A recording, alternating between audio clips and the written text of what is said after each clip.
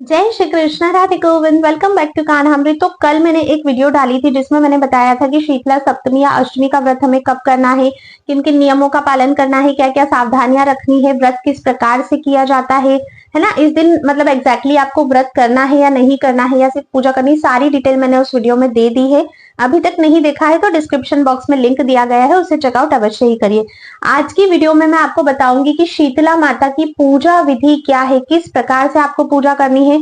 पूरा डिटेल में मैं आपको बताऊंगी किन किन सामग्रियों की आपको आवश्यकता लगेगी, सारी चीजें। तो वीडियो को एंड तक अवश्य ही देखना, बहुत ज्यादा इन्फॉर्मेटिव होने वाला है। और अगर चैनल को आप लोगों ने अभी तक सब्सक्राइब नहीं किया है तो सब्सक्राइब करके बेल आइकन जरूर प्रेस कर दीजिएगा ताकि आने वाले सभी न्यू वीडियोस के नोटिफिकेशन आपको मिलते रहे।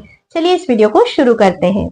देखिए, शीतला सप्तमी जो कि इस बार 21 मार्च को है और शीतला अष्टमी की पूजा अगर आप करते हो तो वो इस बार 22 मार्च को है।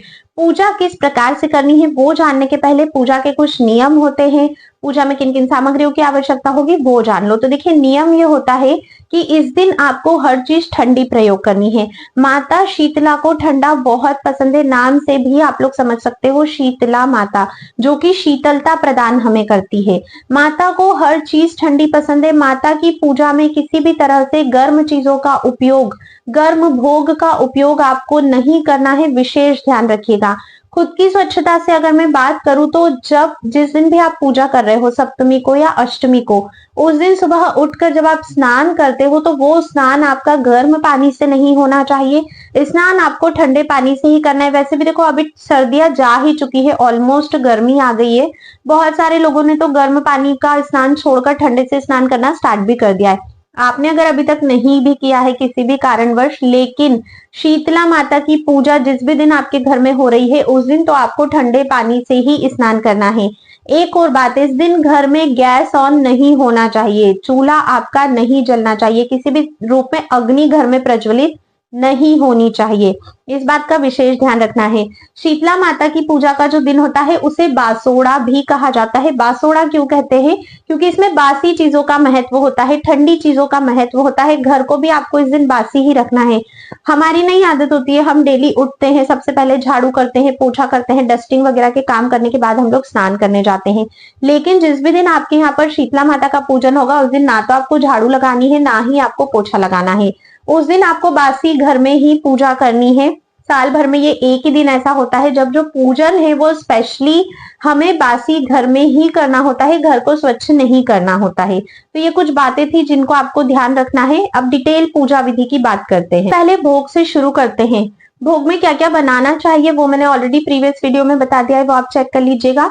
तो जो भी भोग आप माता के लिए बना रहे हो वो आपको पूजा करने से एक दिन पहले बना लेना है। मान लीजिए आप लोग सप्तमी का पूजन कर रहे हो तो आप लोग षष्ठी के दिन बना लो, आप लोग अष्टमी का पूजन कर रहे हो तो आप लोग सप्तमी की रात्रि में बनाओ। विधान यही कहता है। भोजन में जो भी भोग आप रेडी करते हो, एक बात अच्छे से ध्यान रखिएगा। काफी सारे लोग क्या करते हैं कि जैसे घर में बच्चे हैं या ऐसे भी नॉर्मली भी, कि खुद का डिनर करने से पहले माता का भोग बना लेते हैं, उसके बाद फिर अपने डिनर की तैयारी करते हैं। सलाह मैं आपको ये दूंगी, पहले अपना डिनर वगैरह सारी चीजें निपटा लो, जो खाना पीना है शाम का वो कर लो। उसके बाद किचन को, घर को अच्छे से स्वच्छ करो, फिर माता का भोग तैयार करो। उसके बाद फिर से किचन को अच्छे से स्वच्छ करके जितने भी बर्तन है सब साफ सफाई करने के बाद आप लोग सोने जाओ, ठीक है। ऐसा इसलिए क्योंकि देखिए, पहले अगर आपने भोग बना लिया फिर आप अपना डिनर कर रहे हो, उसकी तैयारी कर रहे हो, तो भोग में गंदे हाथ लग सकते हैं, झूठे हाथ लग सकते हैं, साफ सफाई नहीं रह सकती है, इस बात के लिए, ठीक है। तो ये आपको विशेष ध्यान रखना है। भोग एकदम स्वच्छता में ही आपको बनाना है। ऐसा नहीं करना है कि भोग के लिए जो चावल बनाए थे तो आधे चावल पहले माता के लिए निकाल दिए और फिर जो बचे हुए चावल थे वो खुद ही ने रात को खा लिए। ऐसा बिल्कुल भी नहीं करना है, ठीक है। उससे जो भोग है वो झूठा कहलाता है। लोगों का बोलना ये होता है कि हमने तो भोग का सामान तो पहले ही निकाल दिया, अब तो हम इसमें से खा सकते हैं, पर ऐसा नहीं होता है। आप ऐसे हाफ हाफ नहीं कर सकते हो। जो भी सामान जितनी भी क्वांटिटी में बना है सबसे पहले वो भोग लगेगा, उसके बाद ही कोई उसे खाएगा। बिल्कुल क्योंकि देखिए, छोटी छोटी चीजें होती है जो हम पूजा में गलती करते हैं जिससे हमें संपूर्ण फल की प्राप्ति नहीं होती, ध्यान रखिएगा। तो आपको क्या करना है, एक दिन पहले ही अच्छे से घर की साफ सफाई कर लेनी है, घर को स्वच्छ कर लेना है, झाड़ू पोछा सारी चीजें अच्छे से कर लेनी है।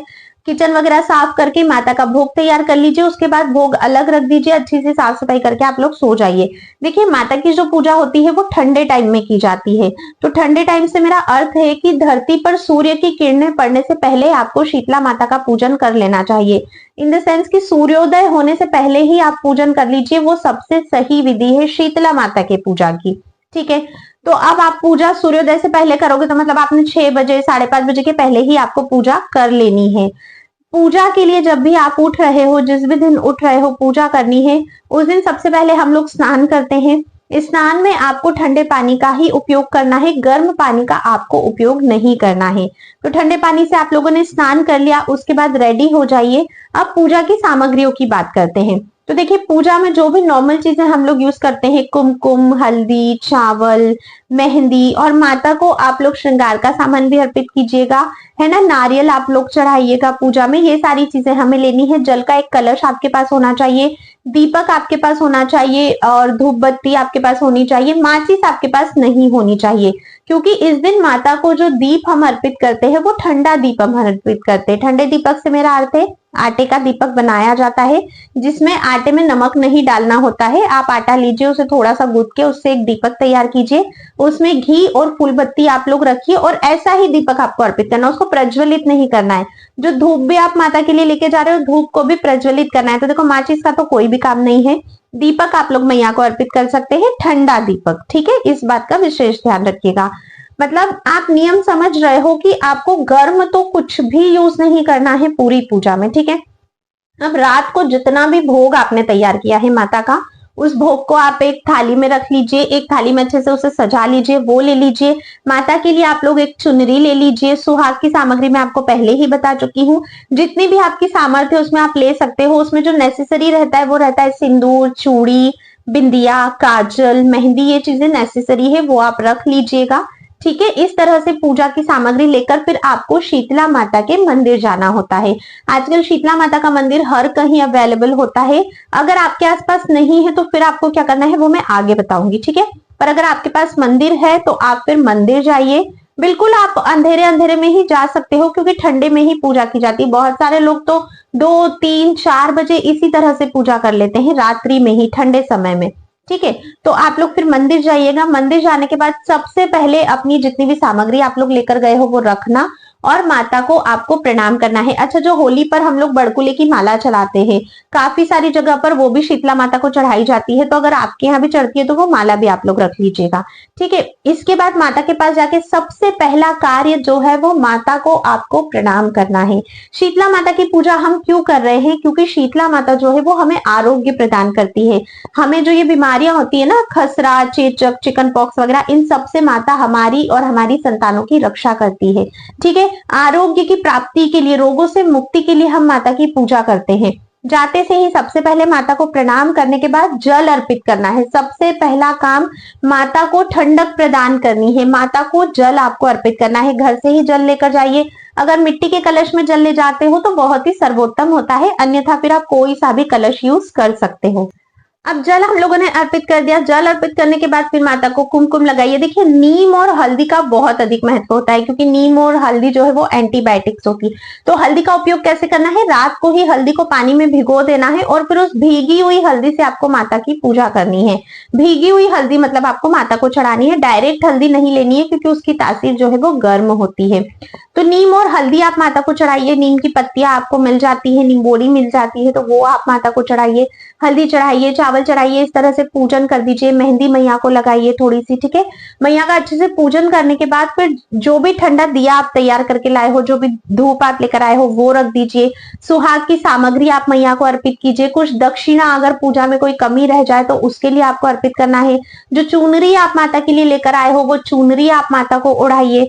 माता को दही अर्पित कीजिए, माता को दूध अर्पित कीजिए। ऐसी ठंडी ठंडी चीजें आप माता को अर्पित कीजिए।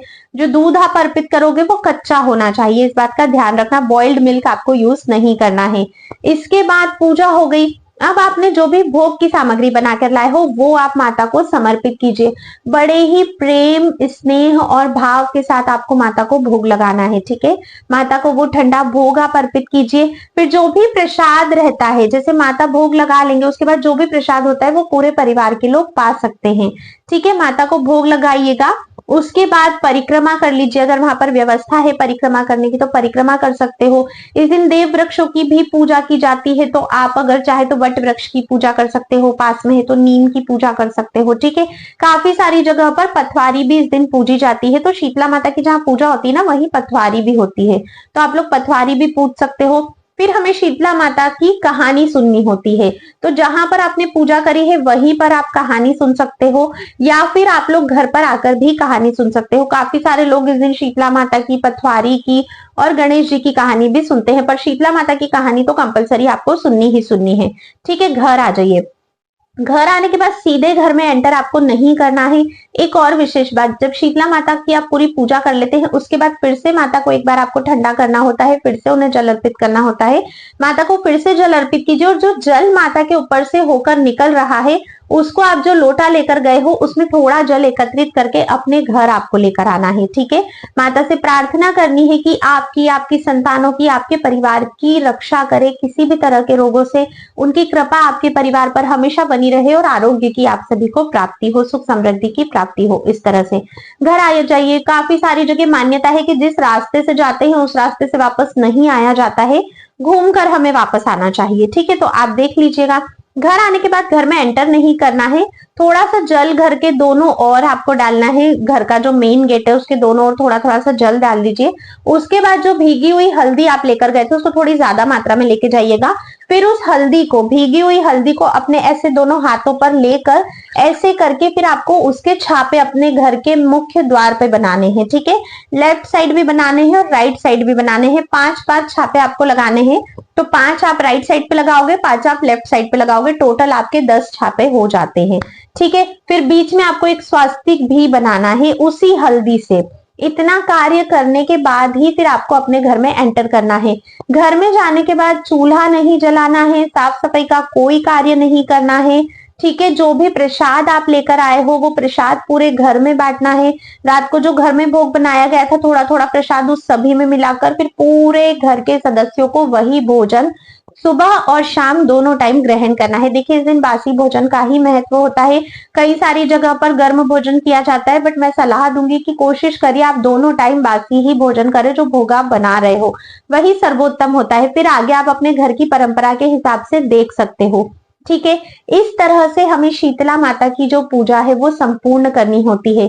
जो जल आप अभी लोटे में लेकर आए थे जो माता के ऊपर से उतर रहा था, उसे अपने घर के सभी सदस्यों की आंखों पर ऐसे आंखें बंद करके यहाँ पे थोड़ा थोड़ा लगाइए, थोड़ा थोड़ा कानों पर और शरीर के सभी अंगों पर आप थोड़ा थोड़ा उस जल को अपने घर के सभी सदस्यों पे लगाइए। अगर जल बच जाता है तो बचा हुआ जल फिर अपने घर में आप लोग उसे छिड़काव कर सकते हैं। इससे सभी जो घर के सदस्य है वो निरोगी होते हैं, सभी पर माता की कृपा होती है। अब मान लीजिए घर के आसपास शीतला माता का मंदिर नहीं है, तब फिर आप पूजा कैसे करोगे? तो घर में ही, घर के मंदिर में पूजा नहीं करनी, अलग से एक पाटा बैठाइए, चौकी बैठाइए, उस पर शीतला माता की फोटो रखिए और फिर वहीं पे जैसे पूजा अभी आपने बाहर करी थी कि नहीं, बिल्कुल उसी तरह से पूजा आपको उस चौकी पर माता को विराजमान करके घर पर ही कर लेनी है, ठीक है। अगर किसी भी कारणवश बाहर नहीं जा सकते हो, मंदिर बहुत ज्यादा दूर है, तब फिर आपको ये करना है। लेकिन अगर मंदिर पास में है, अवेलेबल है, आप लोग जा सकते हो, तो प्रेफरेंस है कि आपको मंदिर में ही जाकर पूजा करनी है। तो ये थी शीतला माता के पूजन की संपूर्ण विधि जो मैंने आपको डिटेल में बताई है। अगर कुछ मुझसे छूट गया है, कोई भी आपका डाउट है, प्लीज आप कमेंट करके पूछ सकते हो। वीडियो थोड़ा भी पसंद आया है तो ज्यादा से ज्यादा शेयर जरूर कीजिएगा ताकि सभी लोगों को पूजा विधि के बारे में पता चल सके, क्या क्या सावधानियां रखनी है वो भी पता चल सके। शीतला माता की कथा की वीडियो भी आपको आगे चैनल पर मिल जाएगी, तो आप उसे भी जरूर सुनिएगा जिस भी दिन आप शीतला माता की पूजा कर रहे हो। आज की वीडियो में बस इतना ही था। अब मैं आप सभी से नेक्स्ट वीडियो में मिलूंगी, तब तक के लिए राधे राधे।